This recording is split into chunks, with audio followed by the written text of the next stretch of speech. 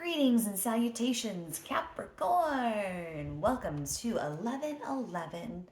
1111 is said to be a perfect number. And with that perfect number, perfect harmony, perfect unity, it opens the doors to new pathways for us. So it's said that it's in a manifestation portal. And if we're going to move into a higher tie line, our higher selves, or you just want to generally upgrade, if you're just want a promotion or something, there's going to be something that you're going to have to let go of in order to move forward. So we're going to find out what that is with our cards today. The first card we're going to pull is a court card. I pulled out the 16 court cards from this particular deck, which is the unofficial office tarot. And with this card, we're going to take the negative energies that are associated with it, and we're going to say that's what you need to let go of. What you got is the Queen of Wands. So, wands, fire, anything associated with being, kind of fiery, feisty, a little too hot-headed, quick to anger. Those might be things we need to get rid of. Lesser qualities of the Queen of Wands. She would be the, let's see, how can I say this? She would be the queen that's a little bit more likely to be very sassy, maybe too sassy. And she's also the queen that's, sexy, so maybe too sexy. She can sometimes rely on her sexuality. And you're better than that, you know? That's cheap to rely on those sorts of tactics. You are smart, you are kind, you have so much more to give than just physical. And also notice the sunflowers there. So sunflowers follow the light. So, if somebody kind of has like a sunflower sort of personality, they're kind of needy, they kind of need validation. They're always kind of following the spotlight, need attention. So, those are some of the lesser qualities of the Queen of Wands that we need to let go of in order to move forward. Also, and just for whatever this is, with this character, and just, I got a message of just taking things seriously. You need to take things more seriously, is what you need to do to move forward. Maybe just being serious about whatever it is you're trying to manifest. We're going to take 3 more cards here from Rider-Waite. Was that one of those? No, okay. Same little deck backing there. One more, and we're going to see again the negative aspects of that card. And we're going to say that's what we need to get rid of. So first off, you have the Empress. The Empress on some level would also be associated with female sexuality. So, I mean, it is possible, I said something about, like maybe she was being too sexy or relying on their sexuality, but there could also be the opposite, like maybe we're being too prudish. The Empress is about nurturing and gestating. So in a negative aspect, like maybe you're being too nurturing to something, maybe you're nurturing the wrong things, maybe you're putting time, energy, and effort into things that are not going to bear fruit. And then also what did I say? Oh, waiting. She's waiting. She's gestating. So maybe you need to stop waiting and start taking more action. Next card you have is the Nine of Cups. So this is like emotional fulfillment. It is said that like all those cups are behind him and he's kind of like proudly displaying them, and he's like asking you to come like have like a seat at his table. So on a negative aspect, I mean like he's got like a little, I don't know, he looks a little smug. So I mean there's nothing wrong with being proud of what you've accomplished, but it's not wise to derive a lot of your self-esteem from that, because anything that you've acquired could be taken away from you. You know, bankruptcies happen, like horrible things happen that, you know, can wipe out all of your, you know, tangible wealth in a minute. So don't let the fact that you have a big bank account make you feel safe and secure.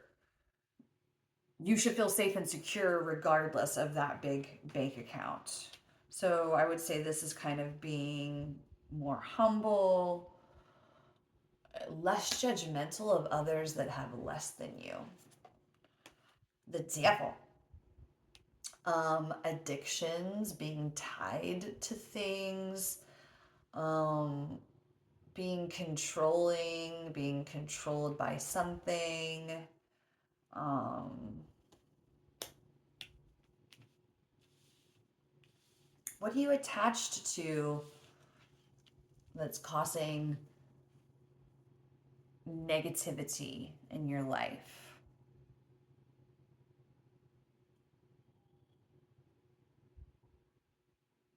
Old relationships. You know how like sometimes like you're just, oh well, we've I've always known them. I don't like them, but I know them. So I interact with them. Like, well, you don't have to do that, you know? Like, I don't, you know, like if you don't enjoy like your weekly phone call to your, you know, whatever family member, like stop doing it. Life's too short, especially like if they're toxic. If they're just mildly annoying, you can sit through that. But like if it's really like this is a bad person, you don't enjoy their energy like whatsoever, you don't have to engage them. You don't have to interact with them. Or you can do so on like a much more like lesser level. Oh, we already see it again. These cards are the same exact ones, the back end. So, but anyways, a little bonus card there. Ten of Swords. Let it go. Um, this is an ending, a painful ending.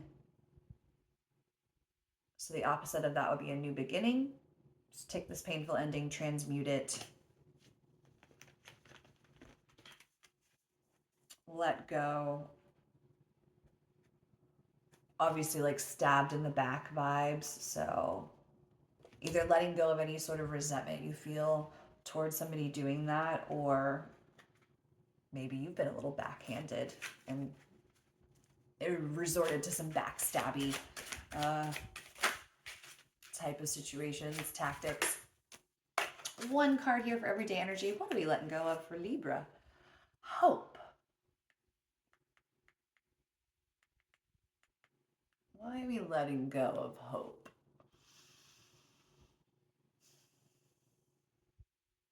I mean, I kind of would see this like of echoings, like of like the Empress is like we're letting go of hope that there's like treasure at the end of the rainbow, because we've decided that, I mean, just hoping that it's there isn't doing much for us. We have to actually go out there and try to, like, you know, hunt down the end of the rainbow to actually find the hope and to find that treasure. So I feel like, I mean, obviously this isn't telling you to like not have hope. I think the opposite of hope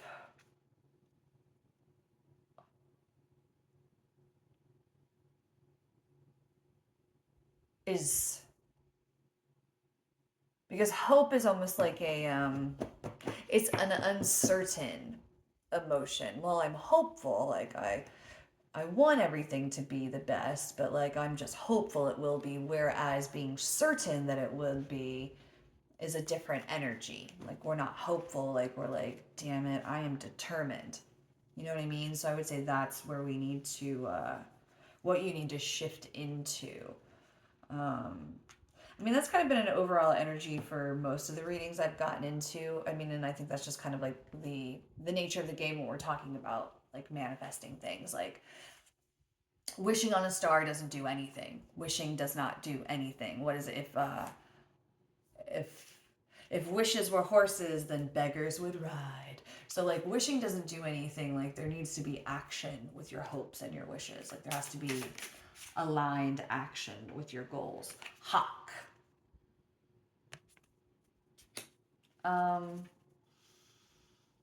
Aligned, and we need to have aligned action with our goals.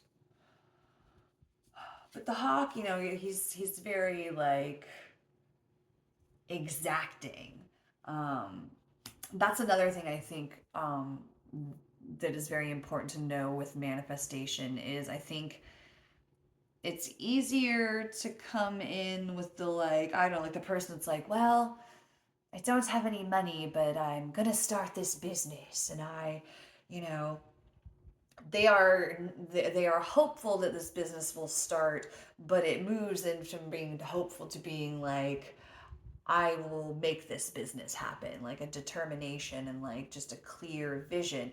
Now, that person having like, oh, well, I'm going to open this kind of store on this date in this area and this and this and this, like the more like hawk like you are and very like, rah, I'm just going to swoop in and get this. I think that that's not going to work in your favor. I think you need to be more open and really just let things kind of play out, and you're not going to know how this is going to work out for you until it does, if that makes sense. Start walking on the path, and the path will begin to appear.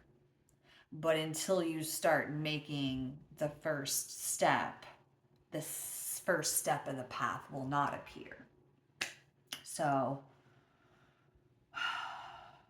Capricorn, I feel like you need a positive affirmation. Let's get you a positive affirmation. I now go beyond other people's fears and limitations.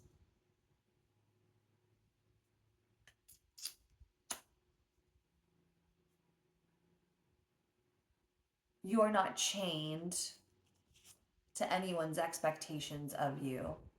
You are not chained to your expectations of yourself. You can surprise yourself, even if you're 180 years old. It would be very surprising that you were 180 years old. Just that in of itself is amazing, right? um, your dreams can come true, and they will. But again, we're not just hopeful, we're determined, and we are moving forward with purpose. But we're also being open to whatever may develop along the way. Thank you for joining me for this reading. Have a great day.